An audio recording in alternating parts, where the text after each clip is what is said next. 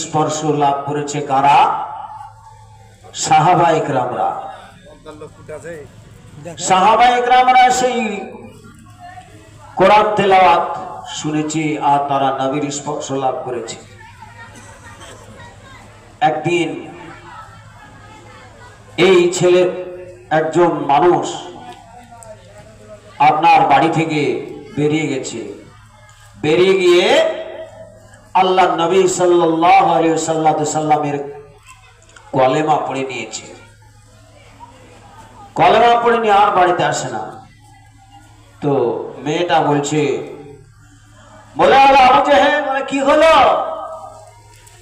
বলছে আমার ছেলেটা আজকে 3 দিন হলো বাজারে গিয়েছি, এখন পর্যন্ত বাজার থেকে বাড়ি আসে না, এখন পর্যন্ত বাজার থেকে আসে না, আর কোথায় চলে গেছে?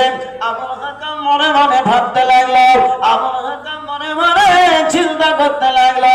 তাকে চিরুনি তল্লাশি করে দেখা হলো, চিরুনি তল্লাশি করে দেখছে নবী পাক সাল্লাল্লাহু আলাইহি ওয়াসাল্লামের নবী পাক সাল্লাল্লাহু আলাইহি ওয়াসাল্লামের আপনার দরবারে চলে গিয়েছে, গিয়ে পড়ে নিয়েছে কলেমা লা ইলাহা ইল্লাল্লাহ, লা ইলাহা ইল্লাল্লাহ, লা ইলাহা ইল্লাল্লাহ মুহাম্মাদুর রাসূলুল্লাহ।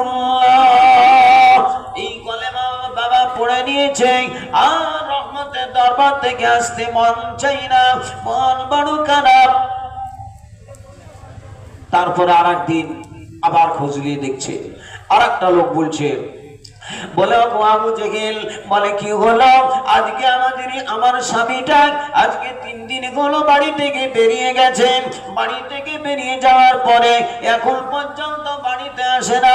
সেই দিন আবু জেহেল আপনার চিন্তা ভাবনা করে দেখে, চিরুনি তল্লাশি করে দেখছে, দেখতে দেখতে দেখতে তার স্বামীটাও আল্লাহ নবীর দরবারে চলে গিয়েছেন, আল্লাহ নবীর সংস্পর্শ লাভ করেছেন। লাভ করার পরে তাই রহমতের দরবার থেকে আর তার আসতে মন চাই না।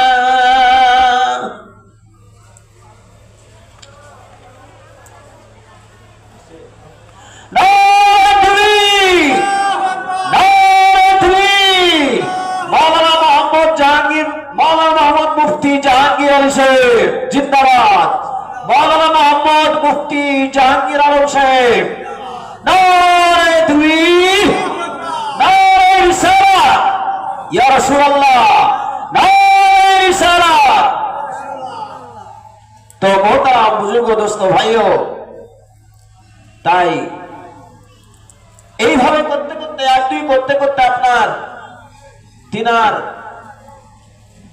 আস্তে আস্তে আবু জেহেল ভাবতে লাগলো যে আমার দরবারে তো আস্তে আস্তে তার ধর্মে সব মানুষ চলে যাবে, তার ধর্মে আর কেউ থাকবে না।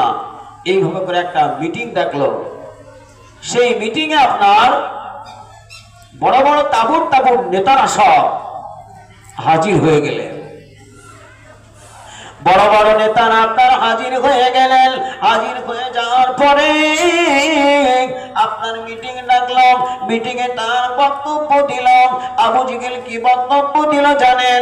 উনি বক্তব্য দিলাম, আমি আজকে একটি মিটিং ডেকেছি তোমাদের কিসের জন্য? আমাদের বাপ দাদার ধর্মকে বাদ দিয়ে দিয়েছে, দিয়ে তার একটা নতুন ধর্ম প্রচার করছে, সে একটা নবী দাবি করেছে। আজকে তাকে দুনিয়ার মুখ থেকে আজকে মিটিয়ে দিতে হবে, তার নবী হওয়ার স্বাদকে ঘুচিয়ে দিতে হবে। নবী হওয়ার স্বাদ তার ঘুচিয়ে দিব, মিটিয়ে দিব বলে একটি মিটিং ডাকলো। ডাকার পরে আপনার কি করছে জানেন? আবু জেহেল বলছে, বাবা তোমরা তোমাদেরকে বলতে চাই, বক্তার বক্তব্যে বলছে যে আমি যে মুহাম্মদ সাল্লাল্লাহু আলাইহি সাল্লামের আজ গর্দনটাকে কতল করে আনতে পারবে, সেই ব্যক্তিকে আমি কি দিব? সেই ব্যক্তিকে আমি দিব, সেটা হচ্ছে এই মক্কার বুকে সবচাইতে যিনি অট্টালিকা ধনট্ট নারী, তার সঙ্গে তার বিবাহ দিয়ে দিব। 1 নম্বরের পুরস্কার। 2 নম্বরের পুরস্কারটা কি দিবে জানেন? যে মুহাম্মদ সাল্লাল্লাহু আলাইহি সাল্লামের গর্দানকে কতল করে আনতে পারবে, ওই ব্যক্তিকে আমি কি দিব? এই অর্ধেক রাজত্ব তার হাতে। অর্ধেক তুমি মাওলানা মোহাম্মদ মুফতি জাহাঙ্গীর আলম সাহেব, তুমি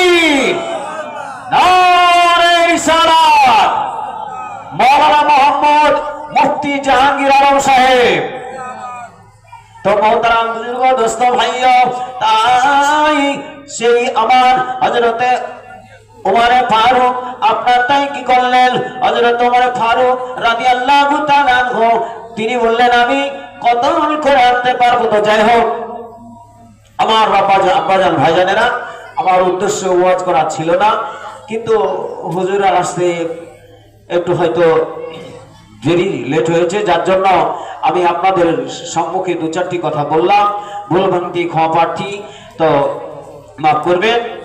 আর আপনারা যিনারা এই আমাদের বিজ্ঞাপনে পড়েছেন যে মাওলানা মোহাম্মদ মুফতি জাহাঙ্গীর আলম সাহেব ঝাড়খণ্ড, উনি এসে গিয়েছেন। ওনার গুরুত্বপূর্ণ মূল্যবান কোরআন ও হাদিসের অনুকূলে তিনি বয়ান রাখবেন। আমি সমস্ত উলামা হযরতদের কাছে একটি অনুরোধ রাখবো, সেটা হচ্ছে এমন কোনো বক্তব্যের মাধ্যমে এমন কোনো কথা যেন না হয় যে কথার প্রতি বিভেদ সৃষ্টি হয়। আমরা একই ছায়াতলে একই সিঁড়িতলে আমরা বাস করি। তো মোহতারাম বুজুর্গ দোস্ত ভাইও, তাই আমরা ওনার বক্তব্য শোনার জন্য এদিক ওদিকে যারা আছেন আপনারা প্রত্যেকে ছিটে না থেকে আপনারা মজলিসে গুছিয়ে চলে আসুন। ইনশাল্লাহ এক্ষুনি মাওলানা মুফতি জাহাঙ্গীর আলম সাহেব আমাদের সম্মুখে তাশরিফ নিয়ে আসবেন। আসসালামু আলাইকুম ওয়া রাহমাতুল্লাহি ওয়া বারাকাতুহু।